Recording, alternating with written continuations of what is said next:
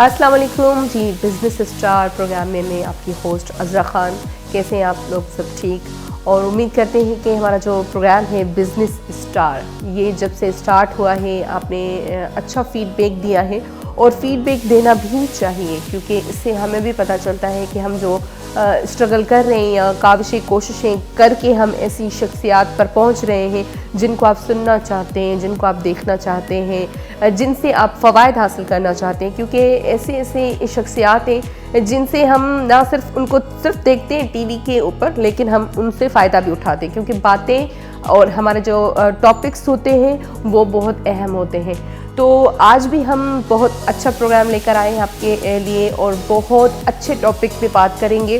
क्योंकि देखिए ना, पाकिस्तान या ख़ास तौर पे मैं सिंध की बात करूँगी, हमें कारोबार करने की बहुत ज़रूरत है। क्या लोग कारोबार करना भी चाहते हैं, लेकिन एक या तो किसी के पास अगर पैसा होता है तो आइडियाज़ नहीं होते, अगर आइडियाज़ होते हैं तो पैसा नहीं होता। तो हम कारोबार कैसे स्टार्ट करें, कहाँ से करें? और जिन्होंने कारोबार किया है या अपनी मेहनतों से, अपनी काविशों से, कोशिशों से, स्ट्रगल से अपना नाम कमाया, अपने वालिदैन का, अपने शहर का, अपने मुल्क का नाम रोशन किया है, ऐसी ऐसी शख्सियात से हम आपको मिलवाने की कोशिश करते हैं और मिला भी चुके हैं। आज भी ऐसी शख्सियत हमारे साथ मौजूद होगी जिसको हम सुनकर, उनको देखकर हम उनकी बातों से बहुत सारा फ़ायदा हासिल कर सकते हैं। और बिज़नेस जो होता है ना, वो किसी भी मुल्क के लिए उसकी रीढ़ की हड्डी की हैसियत रखता है। तो जहाँ पर कारोबारी लोग, आप देखें ना, किसी भी इलाके में अगर कारोबारी लोग ज़्यादा होते तो वो इलाका जो है वो पूरा खुशहाल होता है। तो किसी भी मुल्क को अगर लेकर हम कारोबार की बात करेंगे तो जाहिर सी बात है कि रीढ़ की हड्डी की जब बात आती है तो फिर अपना फोकस ही इंसान का भी देखिए रीढ़ की हड्डी पे ही है।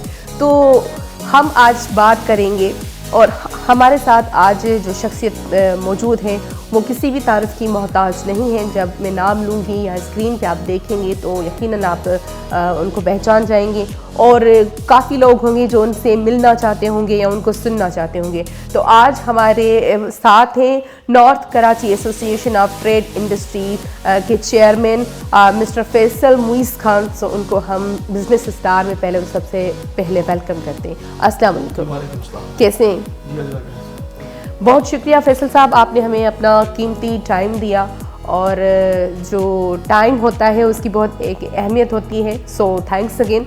अच्छा, हम अपनी गुफ्तगू स्टार्ट करने से पहले या हम अपनी बातचीत स्टार्ट करने से पहले सबसे पहला जो मेरा सवाल होगा वो आपसे ये होगा कि इतनी बड़ी ये Karachi association of trade industries है जिसके आप चेयरमैन हैं, इतनी बड़ी एसोसिएशन आप चला रहे हैं, कब से आपने ये एज अ चेयरमैन है यहाँ पर और इसका जो बुनियाद है वो कब से पड़ा? ये North Karachi association of trade and industry जो है, इट्स फॉर्म्ड इन 1992 जब ये licence director general trade organisation ने दिया। My father captain Muiz Khan sahab, जो इस वक्त पेट्रोल चीफ भी है, उनका इंतकाल हो गया, लेकिन यहाँ के लोग इतनी मोहब्बत करते हैं उनसे जो उनकी पेट्रोनेज को आज तक रखा है। और ही वॉज द फाउंडर। उनके साथ और बहुत सारे लोग जो हमारे बुजुर्ग हैं वो भी उसमें शामिल थे और इस एसोसिएशन को इन्होंने एक छोटे से कमरे में शुरू किया था और आज ये बड़ा तनावुल दरख्त बन गया है ये एसोसिएशन।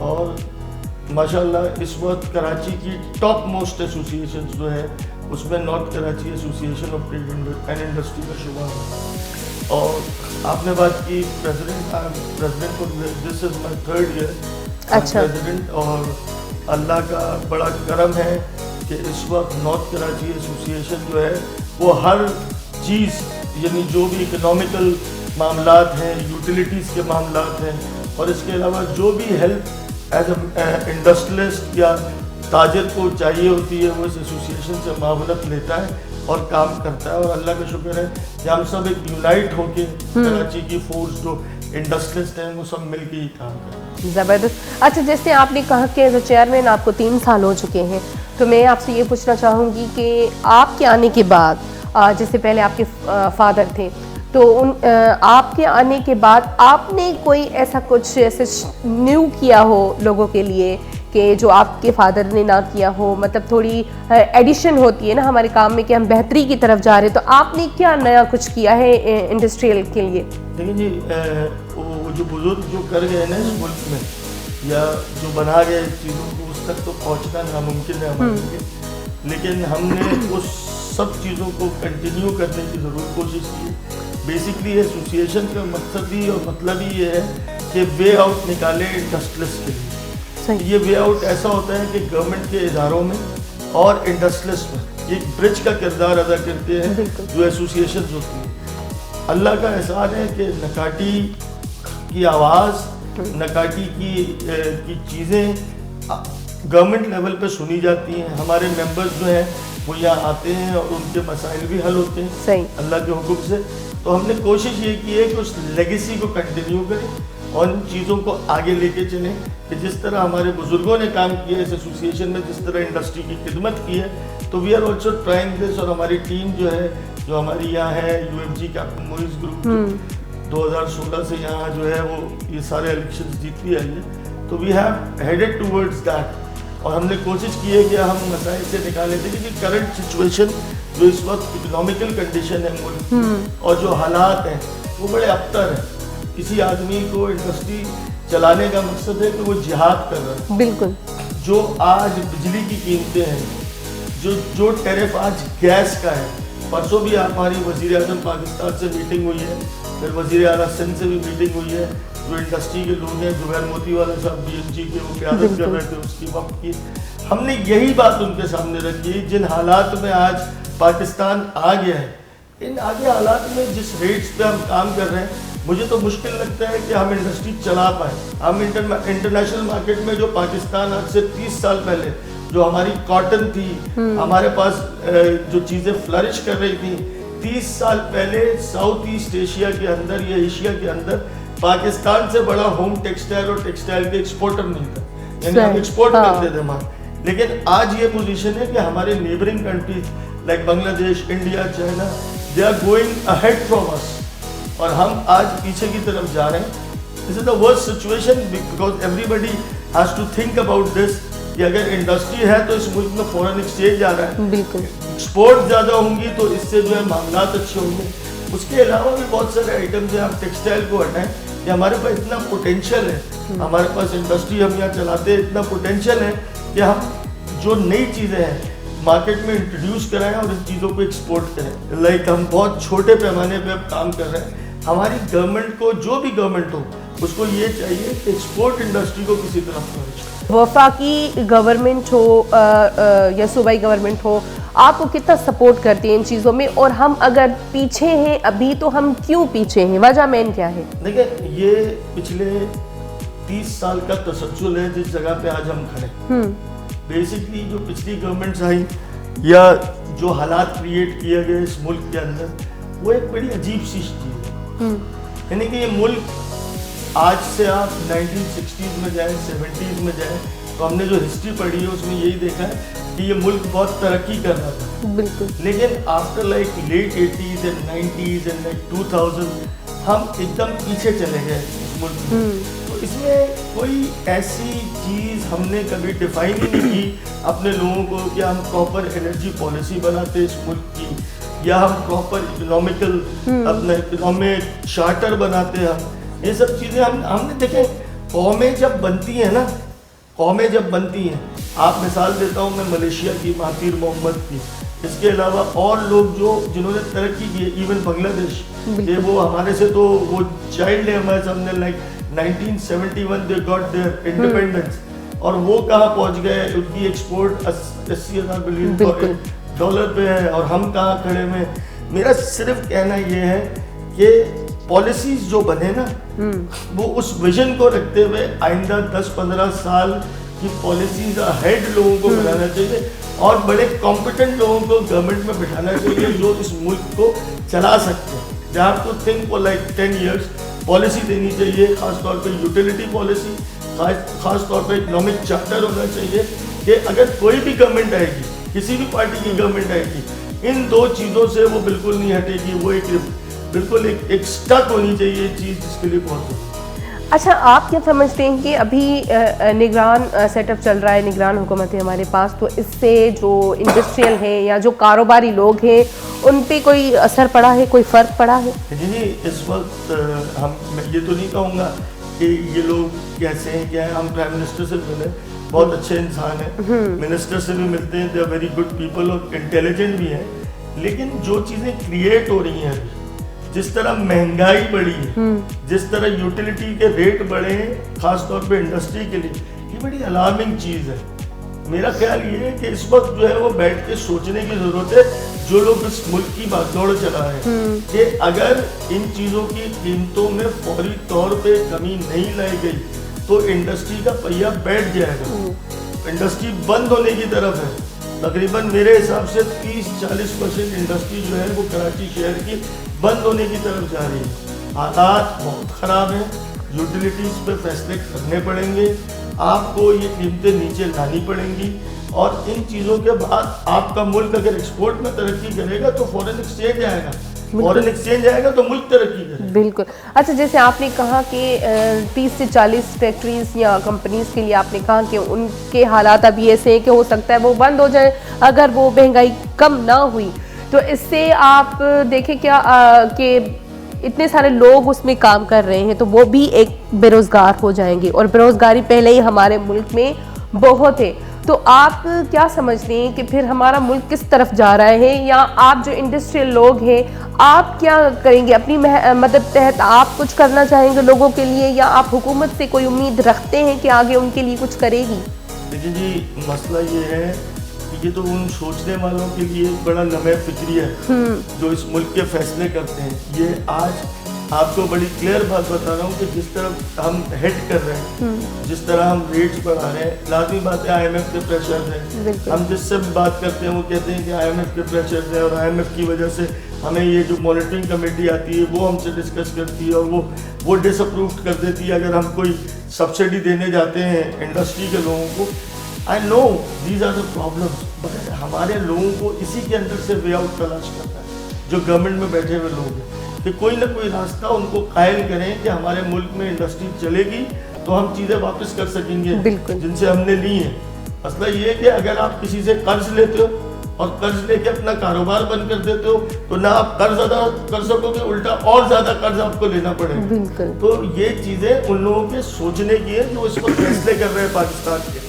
मेरा सिर्फ कहना ये है कि लोग अच्छे जो बैठे हुए, और लोग भी अच्छे थे जो बैठे हुए, इससे पहले जो बैठे हैं या बाद में बैठेंगे, आपको कहीं ना कहीं कांस्टेंट होना पड़ेगा। बिल्कुल। किसी दो पॉलिसी अगर आपने देखें, आप कॉम्प्रोमाइज नहीं करेंगे। कोई गवर्नमेंट किसी पार्टी की भी आती है, अपनी इकोनॉमिक पॉलिसी और अपनी एनर्जी पॉलिसी, मैं शुरू से आपको ये बात बोल रहा हूँ, ये एक दफ़ा तमाम पॉलिटिकल पार्टीज, बिजनेस कम्युनिटी और जो हमारे इदारे हैं उनको बैठ के डिसाइड करना पड़ेगा कि we will not leave on this, कि कोई पॉलिटिकल गवर्नमेंट आके इन सब चीज़ों को तब्दील कर देती है।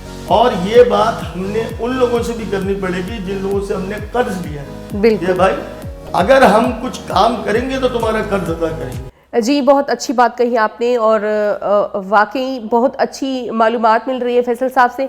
सो हम मज़ीद गुफ्तगू करेंगे इसी टॉपिक में, लेकिन अभी हुआ ब्रेक का टाइम, तो लेते हैं बिजनेस स्टार में ब्रेक, और ब्रेक के बाद मिलते हैं।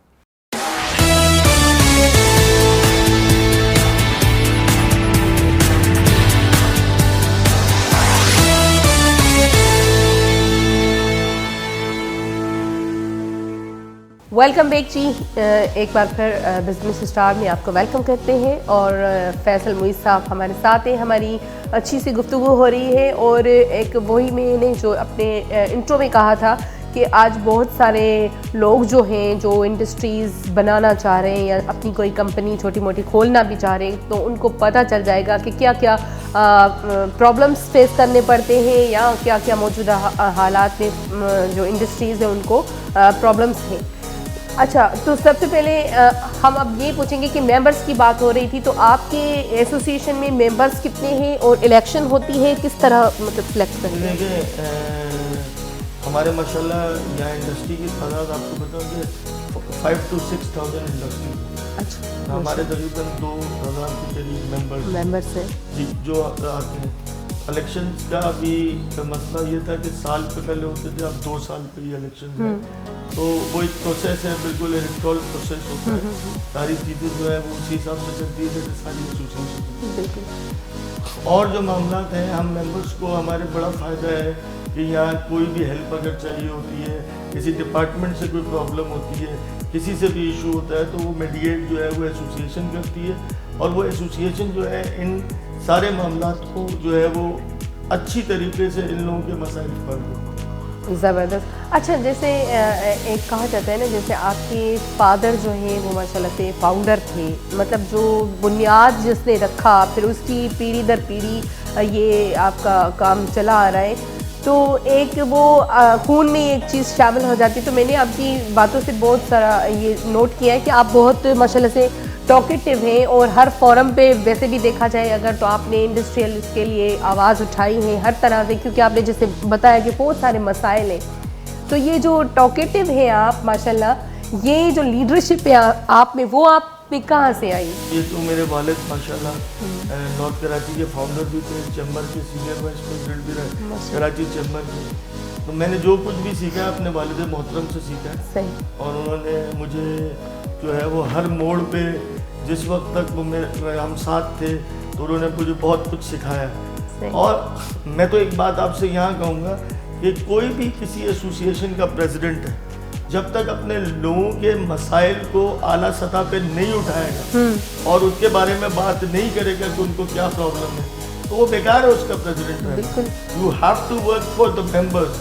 मेंबर्स ने आपको इलेक्ट इसीलिए किया है कि उनकी जो परेशानियां है वो आला इदारों और हुक्काम तक पहुंचानी है। सही। तो हम ये कोशिश करते हैं, और इंशाल्लाह इसमें हम बहुत ज़्यादा कामयाब भी हुए हैं, और आइंदा भी इंशाल्लाह अपने लोगों के लिए आवाज़ उठाते रहें। अच्छा, आपकी जो कंपनीज है इसमें बेसिकली काम क्या होता है? जी देखें, हमारा 70% तो एक्सपोर्ट ओरिएंटेड है। अच्छा। यानी जितना एक्सपोर्ट टेक्सटाइल और होम टेक्सटाइल में होता है वो हमारे एरिया से होता है 70%। उसके अलावा फार्मास्यूटिकल इंडस्ट्रीज हैं, ऑटोमोबाइल्स की इंडस्ट्रीज हैं, यहाँ सारे वेंडर्स हैं होंडा के, सुजुकी के, जो यहाँ पार्ट्स बनाते हैं। उसके अलावा हमारे पास एक बहुत बड़ी इंडस्ट्री है यहाँ चिल्ड्रन गारमेंट की, जो लोकलाइजेशन की बात होती है, लोकल इंडस्ट्री की बात होती है, या हमें लोकल चीज़ों को अपनाना पड़ेगा जो हालात हैं उस वजह से। तो हमारे पास चिल्ड्रन गारमेंट की एक बहुत बड़ी इंडस्ट्री है, जो बच्चों के क्लोथिंग की, जो टर्की और चाइना से बेहतर कपड़े बनाते हैं। अच्छा, और अच्छा। कराची में वो कपड़ा बनता है, KPK तक जाता है, पंजाब तक जाता है, पूरा सिंध होता है, पूरा बलूचिस्तान, और वो इतना बड़ा काम है कि उसे हम SME और कॉटेज इंडस्ट्री कहते हैं। आपने बात की कि इकोनॉमी रीढ़ की हड्डी होती है, मैं आपको तस्सीह करूँ कि जो छोटी इंडस्ट्री है जिसको SME कहते हैं आप, जिसे कॉटेज इंडस्ट्री कहते हैं, वो कॉटेज इंडस्ट्री किसी भी मुल्क की आप मिसाल ले लें, ताइवान हो गया, चाइना हो गया, इन इंडस्ट्रियों ने ग्रो किया है, और इन्होंने ये है असल रीढ़ की हड्डी किसी भी इकोनॉमी के लिए किसी मुल्क की। हम तो ये हर जगह बात करते हैं कि देखें, अनएम्प्लॉयमेंट की आपने बात की कि ये इंडस्ट्री बंद हो जाएंगी तो एम्प्लॉयमेंट नहीं मिलेगी लोगों को। मैंने तो यहाँ तक एक सजेशन गवर्नमेंट को देता हूँ कि छोटी छोटी कॉटेज इंडस्ट्री बनाएं, जो लोग अनएम्प्लॉयड हैं उनको बिजनेस दें, आसान किस्तों में समेडा का इदारा बनाएं, उनको लोन्स दें, वो काम करें। आप जिस तरह चाइना ने अपने लोगों को जोन्स बना के, इंडस्ट्रियल जोन और कॉटेज इंडस्ट्री लगा के, आज आप चाइना को देखें कि they are ruling in the world. तो you have to go like this to boost your economy. अच्छा, जब आप गवर्नमेंट के साथ बैठते हैं और अपनी तजावीज़ देते हैं या अपने आइडियाज़ उनसे शेयर करते हैं, तो कितनी हद तक वो आपसे सहकार करते हैं या कर चुके हैं? देखिए, हर आदमी जो बाशऊर आदमी है वो हमारी बातों से मुत्तफ़िक़ होता है, लेकिन मैंने आपसे एक बात हमेशा कही कि हम उस जगह नहीं बैठे। वो क्या क्राइसिस और परेशानी फेस कर रहे हैं, तो IMF की बात मैंने बिल्कुल कि हालात इस नहज पे इस मुल्क के लाए जा चुके हैं कि हमारे हुक्मरान भी अपनी मर्जी से फैसला नहीं कर पा रहे। This is the basic issue. हमारी बात पे दम भी होता है, वो हमारी बात को समझते भी हैं, लेकिन वो भी मजबूर हैं कि ये सब चीज़ें नहीं कर पाते। लेकिन आज भी मैं आपके चैनल पे यही गुजारिश करूंगा कि we have to sit together. उम्मीद मतलब तो नजर ये नहीं है, देखें, आपने अच्छे लोगों को निकालना है इस मुल्क से, जो लॉयल और ऑनेस्ट लोग हैं इस मुल्क के अंदर, उनको निकालना है। उनका एक थिंक टैंक बनाए, बहुत अच्छे इकोनॉमिस्ट थे। मैं उनकी बात करूं जो कोरिया में डॉक्टर महबूबुल हक, कोरिया की इकोनॉमी में उनका बड़ा किरदार है। पाकिस्तान ने फ्लरिश किया, दुनिया मलेशिया की इकोनॉमी में बड़ा किरदार है पाकिस्तान में बनाने में। नहीं तो why we have those people here, ये पीपल, इन लोगों को गैदर करना पड़ेगा और आपको ये सोचना पड़ेगा कि हमने इस मुल्क को आगे कैसे बढ़ाना है। सही। अच्छा, आपकी जो कंपनीज़ हैं जिसमें आपने जैसे चिल्ड्रन की क्लोथ की बात की, तो जो भी चीज़ कंपनी में बनती है तो उसका मयार, उसका जो क्वालिटी है वो कौन चेक करता है, या खुद आप कभी विज़िट पे जाते हैं, अपनी कंपनीज़ मुख्तलिफ होंगी आपके पास, या कौन उसको देखता है? देखिए मैंने आपको अभी बताया कि टर्की, आप किसी वक्त आपको मैं दिखाऊंगा कि टर्की और चाइना से बेहतर चीज़ हम स्टिच कर रहे हैं। ज़बरदस्त माशाल्लाह। ये जो हम स्टिच कर रहे हैं इनको, इसका रीज़न ये है कि मैं क्वालिटी वाइज आपको अश्योर कर रहा हूँ कि जो आप एक चाइना, हमने तो बहुत तरह के इम्पोर्ट पे पाबंदी लगाई है। चाइना के जो क्लोथ्स आते हैं उनकी देखिए लोकलाइजेशन ही वाहिद हल है। हम किसी ब्रांड के पीछे भागें और इम्पोर्ट करें चीज़ों को, ये हल नहीं है।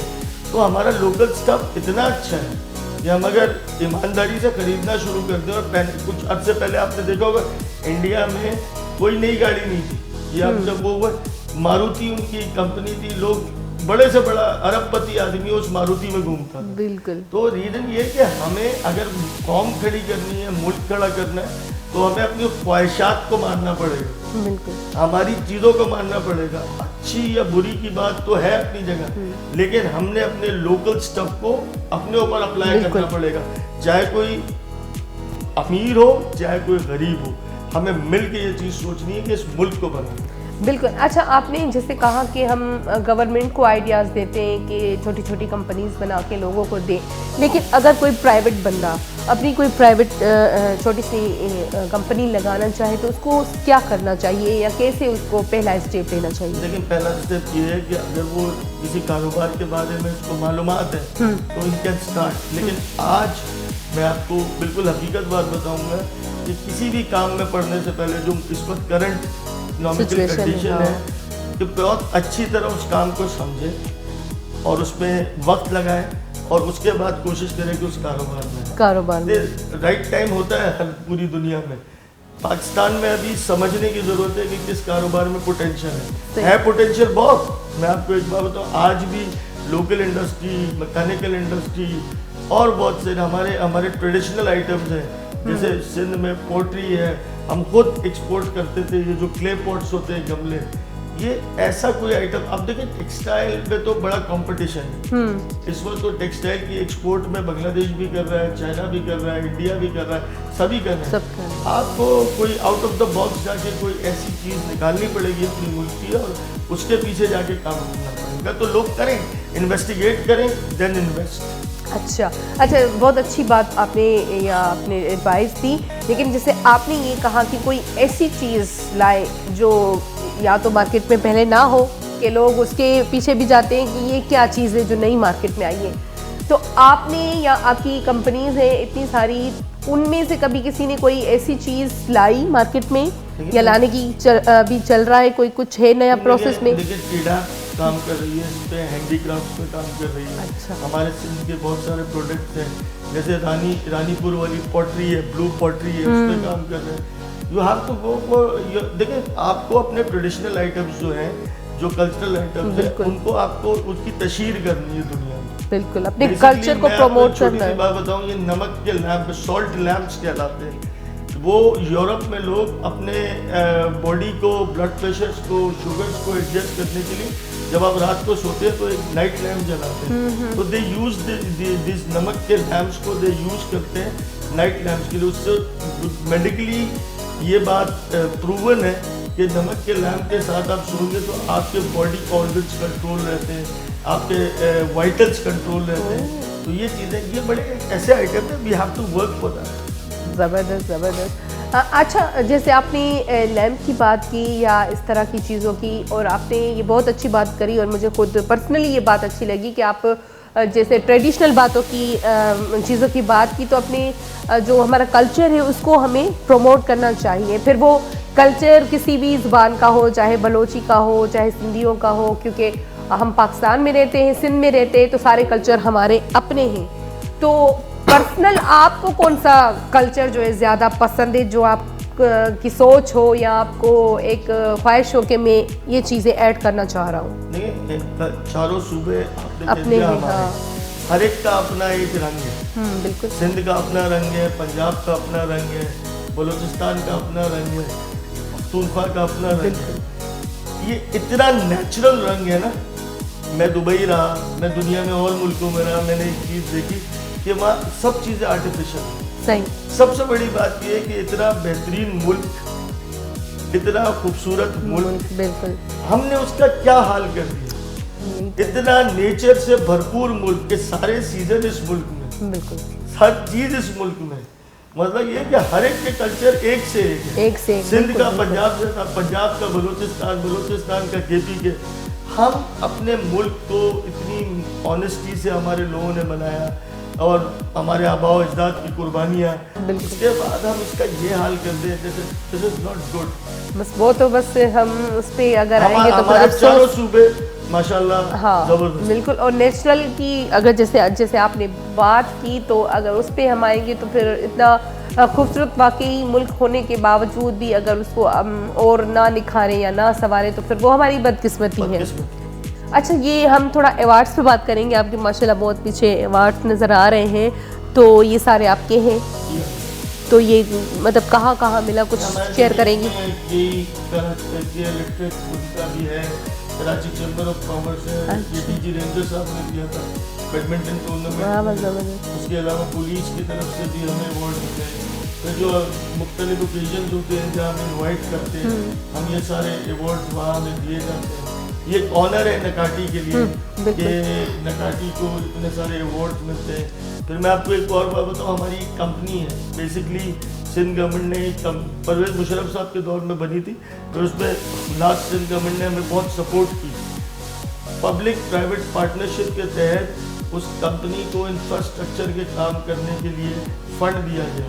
अच्छा। जैसे साइट लिमिटेड है, ऐसे हमारी ये कंपनी है जिसके सीईओ जो होता है वो प्राइवेट यानी आइडेंटिटी से होता है और उसमें गवर्नमेंट के लोग भी शामिल होते हैं। तो तकरीबन 60 करोड़ रुपए का फंड दिया गया और इस 60 करोड़ के फंड में हमने अपने इलाके की रोडें बनाई। आज आप स्ट्रीट लाइट का जाल देखते हैं, वो हमने उसी रोडों से बनवाया, हमने उसका ऑडिट कराया, सीएम को दिया।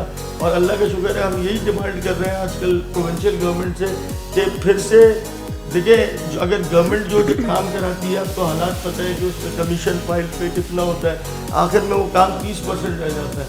ये ट्रस्ट किया सिंध गवर्नमेंट ने और इस ट्रस्ट पे तमाम इंडस्ट्रियल एरियाज को पैसे दिए और आज नज़र आ रहा है कि रोड बने हुए, ये सारी चीज़ें नज़र आ रही हैं, स्ट्रीट लाइट। तो हम दोबारा सिंध गवर्नमेंट जो भी आए उससे यही मुतालबा है कि आने के बाद हम जो है इस फंड्स को फिर इंडस्ट्रियल जोन्स को दें कि हम यहाँ का इंफ्रास्ट्रक्चर सही करें। जी, बहुत अच्छी बात कही आपने और वाकई बहुत अच्छी मालूमात मिल रही है फैसल साहब से।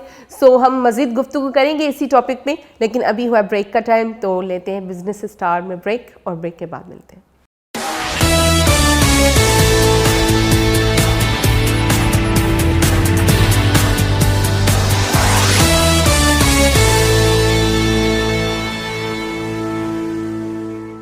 वेलकम बैक बिजनेस स्टार में एक दफ़ा फिर आपको भली कार कहते हैं, वेलकम करते हैं। अच्छा, फैसल साहब हमारे साथ हैं। फैसल साहब, नकाटी की तरफ से हमने सुना है कि आपने एक क्लिनिक भी खोला हुआ है, उसमें क्या कहते हैं कैंटीन भी है, तो उसके बारे में थोड़ा बताएं। देखिए, ये दो अलग प्रोजेक्ट हैं। नकाटी वेलफेयर क्लिनिक माशाल्लाह आज से तकरीबन 2016 में मेरे वालिद और एक टीम थी, सजाद वजीर साहब, तो चल इन्होंने ये इस्टेब्लिश किया ज़बरदस्त। और माशाल्लाह इस वक्त वहाँ 6 जीपी डॉक्टर कंसल्टेंट्स बैठते हैं। उसके अलावा डेंटिस्ट्री का पूरा डिपार्टमेंट है, स्किन का पूरा डिपार्टमेंट है, गायनेकोलॉजी का पूरा डिपार्टमेंट है। और आपको हैरत होगी कि 50 रुपए की पर्ची में डॉक्टर भी देखता है और अगर वो 5000 की दवा भी लिखेगा वो भी वहीं से मिलती है।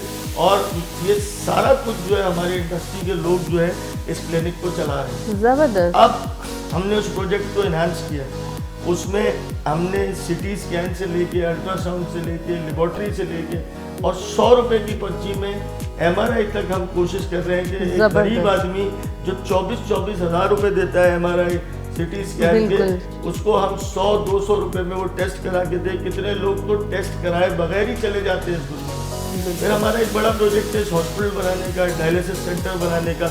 हम नकाटी के तहत ये सारे काम कर रहे हैं और इंशाल्लाह हमें उम्मीद है ये नीयत हमारी अच्छी है तमाम सनतकारों की, तो विल डू दैट। बहुत अच्छी बात सुनाई आपने, और ये तो लोगों के लिए एक फ्री ऑफ कॉस्ट है, क्योंकि 50 रुपए या 100 रुपए तो कोई इतनी ऐसे। अब आप हैरत करिए कैंटीन की 20 रुपए के टोकन में हमारा लेबर जो है उस कैंटीन से खाना खाती है, जो हफ्ते में 5 दिन गोश्त खाती है, फिर दाल खाती है 1 दिन और 1 दिन सब्जी, 7 दिन।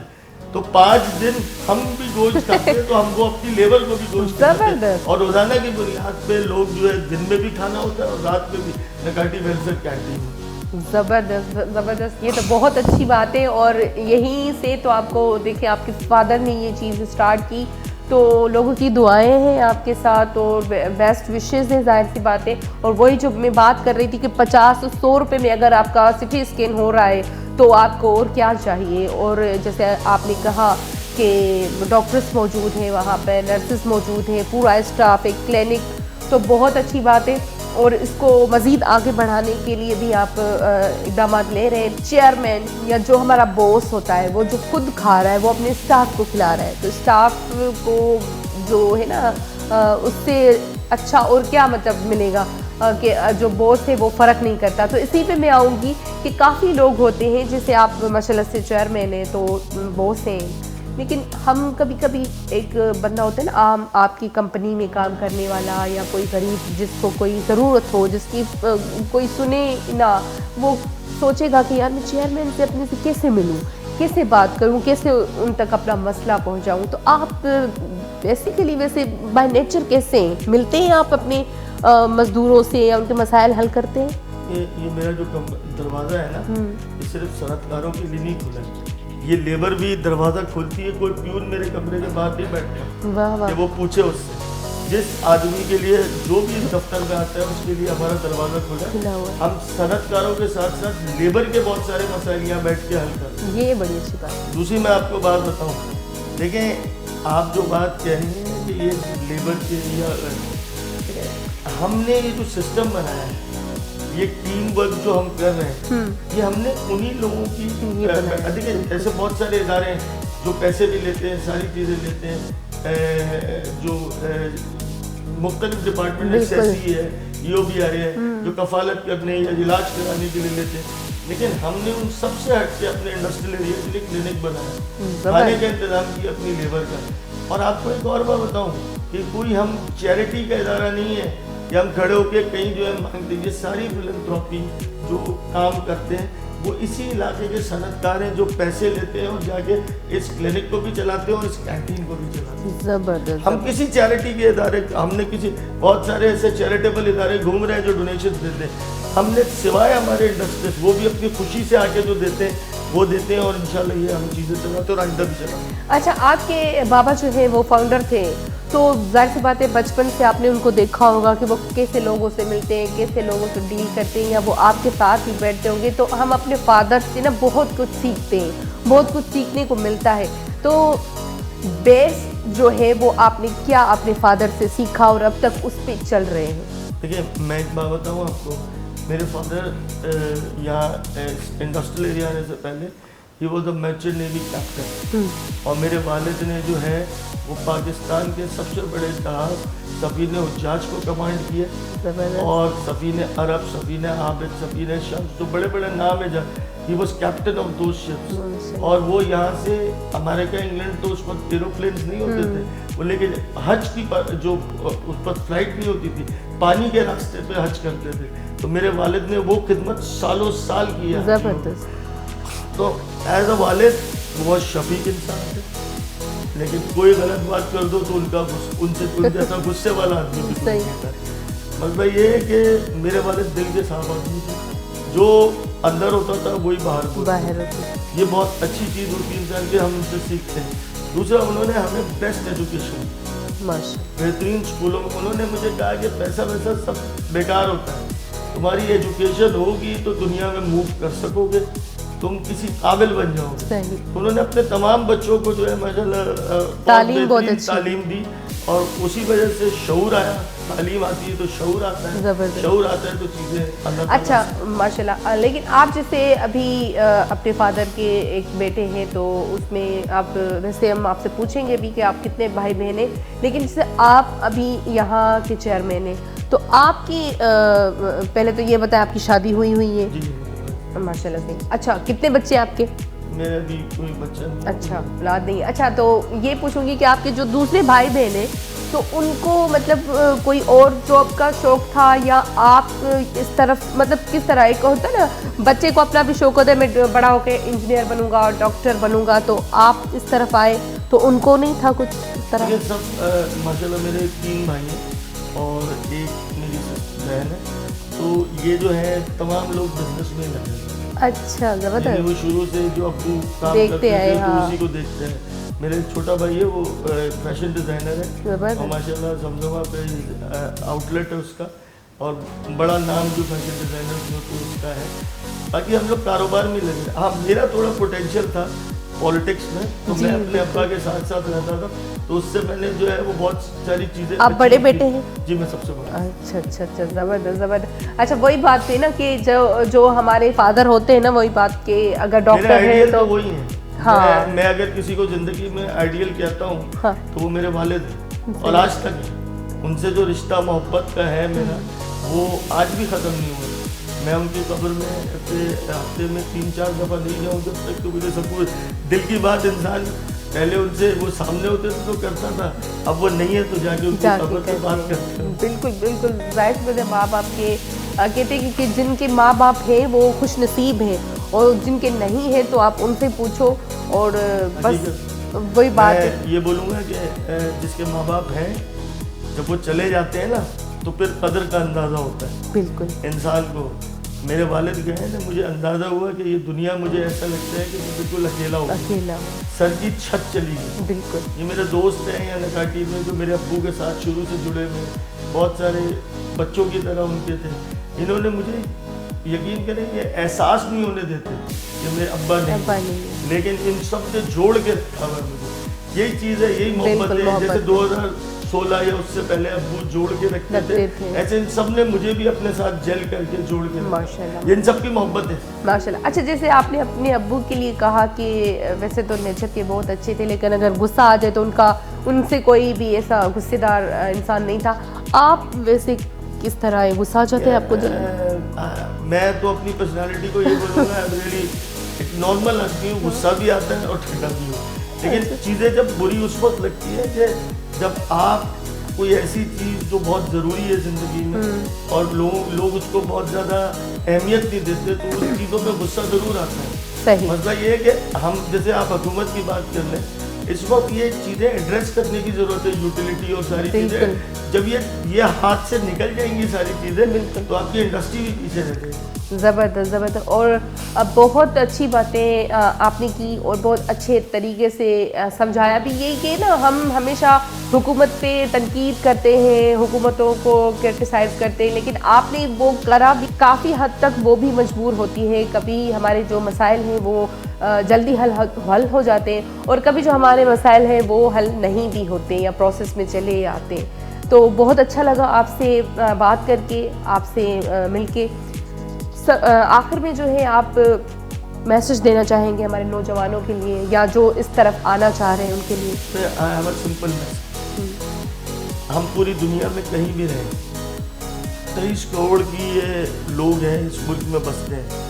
बहुत ज़्यादा लोग, 50 लाख लोग इस मुल्क से चले जाएंगे। हम सब ने तो इधर ही रहना है। बिकॉज देखिए, आपको जो आप किसी भी मुल्क में चले जाएं दुनिया के, you are not called first class citizen, you always a second class citizen. तो मैं यही कहूँगा कि हम इस मुल्क को लंदन बना सकते हैं, हम इस मुल्क को दुबई बना सकते हैं, हम इस मुल्क को जो है थाईलैंड बना सकते हैं।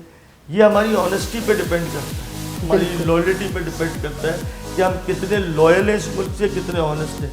जिस दिन हम सब ने ऑनेस्टी शुरू कर दी अपने मुल्क से, मैं ये नहीं कहता कि आप ऐसा, लेकिन मुल्क से ऑनेस्टी शुरू कर दी ना, उस दिन इंशाअल्लाह पाकिस्तान तब्दील। ज़बरदस्त ज़बरदस्त, बहुत शुक्रिया आपका फैसल मुइज़ खान साहब, आपने अपना कीमती टाइम दिया। इंशाल्लाह नेक्स्ट टाइम फिर आपसे कुछ ना कुछ सीखने को मिलेगा। जी हमारे साथ जो है वो नकाटी के चेयरमैन फैसल मुइज़ खान साहब थे, जिनकी बातें आपने सुनी और उम्मीद करती हूँ कि आज का प्रोग्राम आपको बहुत अच्छा लगा होगा। बहुत सारी चीज़ें आपके सामने क्लियर हो चुकी होंगी अब तक, और जो इंडस्ट्री या कोई कंपनी के हवाले से जिसको जो इंटरेस्ट रखता है इन चीज़ों में, उनको क्या करना चाहिए क्या नहीं, वो भी सर ने बता दिया। तो बहुत अच्छा प्रोग्राम हुआ आज का, और यहीं पे हम अपना प्रोग्राम जो है वो ख़त्म करते हैं। ज़िंदगी रही तो फिर एक नए प्रोग्राम के साथ आपके साथ होंगे। तब तक के लिए इजाज़त दीजिए, अल्लाह हाफ़िज़।